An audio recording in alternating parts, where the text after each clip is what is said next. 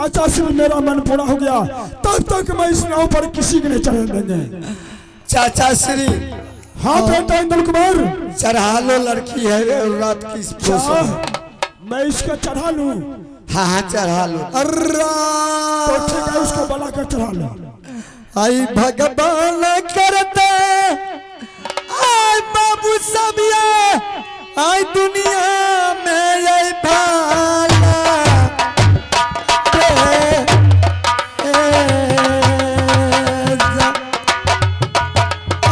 बाबू सब दुनिया में करता भलाई रे अब जान रही भगवान करता ये तोरा सबके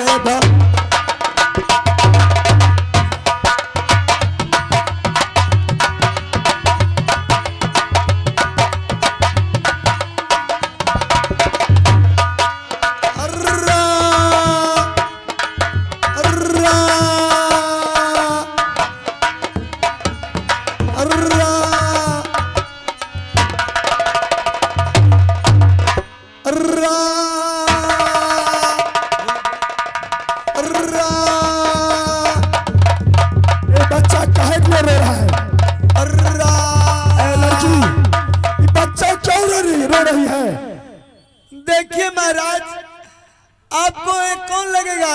ये मेरा भातिज है। इसका हाथ में अंगूठी देख रहा है ये बच्चा, इसीलिए ये अंगूठी के लिए रो रहा है। क्या ये बच्चा अंगूठी खातिर रो रहा है? हाँ महाराज। क्योंकि अंगूठी में मेरी भाभी सोना ने अपनी जादू मार करके अंगूठी दे रखा है। मैं अपनी पुत्र के हाथ से कैसे कहूँ अंगूठी निकाल के इस बच्चे को दे दो?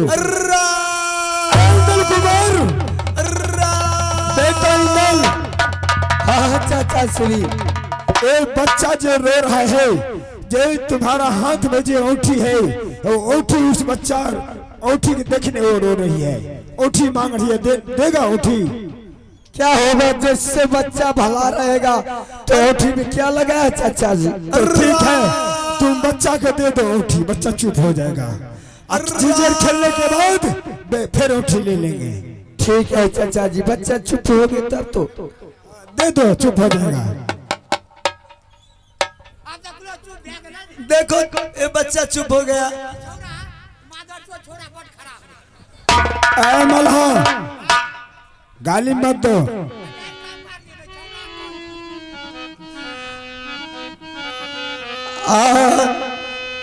आई तोहरे सुमर के आगे जोगिनिया गे आजा तू नटिनिया बन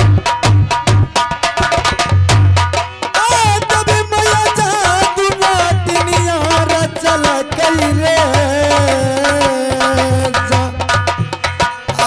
जान रही दुर्गा के सुमर के ये पनामा आजुरा चल गई रे।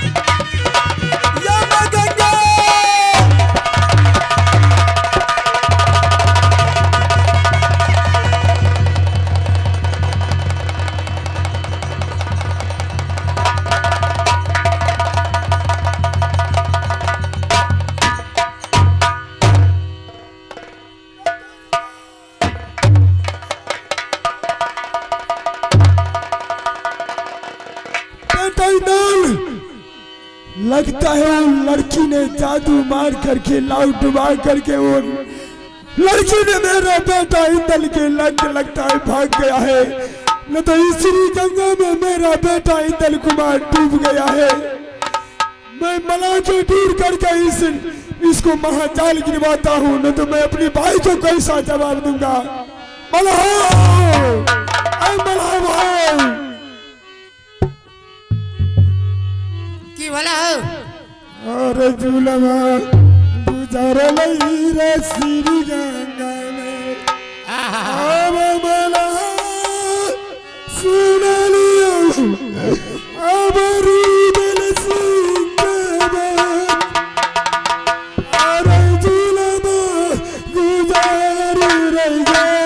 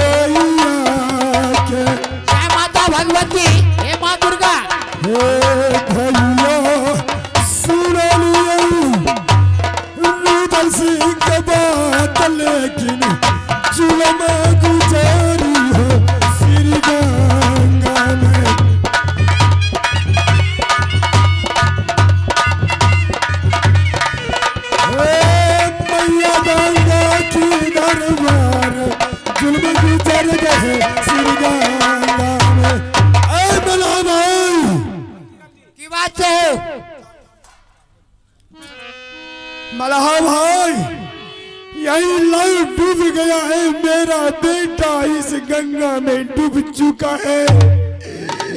तुम चल गिरा करके देखो मेरा बेटा इंदल इसमें डूब गया है। गंगा जी में बोए जे छोड़ के ढेल रहतो वो भांस गेल होते। अरे कल चोरी कर आई हमला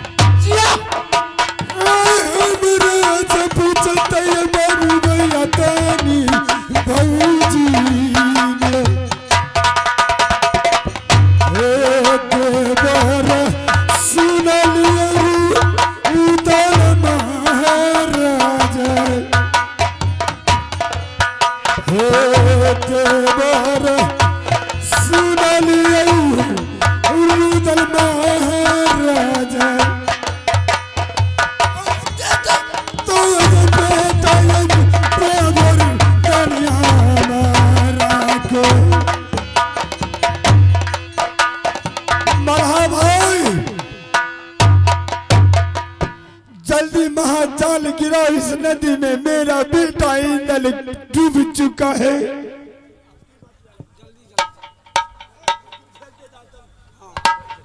ऐ मेरा भाई, हेलो, बाघौनी के रहने वाला श्री सुशीला देवी, श्री सुशीला देवी के पोता के नाम हीरा और पोती का नाम